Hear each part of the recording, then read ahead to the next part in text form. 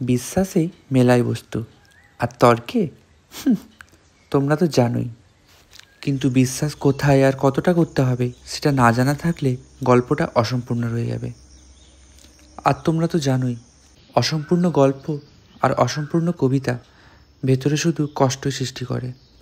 তাই আমি মনে করি গল্প আর কবিতা দুটো অসম্পূর্ণ থাকার চেয়ে সারাংশটা নিজে সাজিয়ে নেওয়া বেশি গুরুত্বপূর্ণ।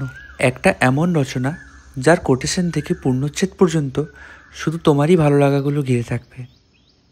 একটা এমন কবিতা যার দ্বিতীয় লাইনটা সুন্দর লাগার জন্য তোমাকে কোনো কিছু আর মেলাতেই হবে না। একটা এমন গল্প যেটা তোমাতেই শুরু আর তোমাতেই শেষ।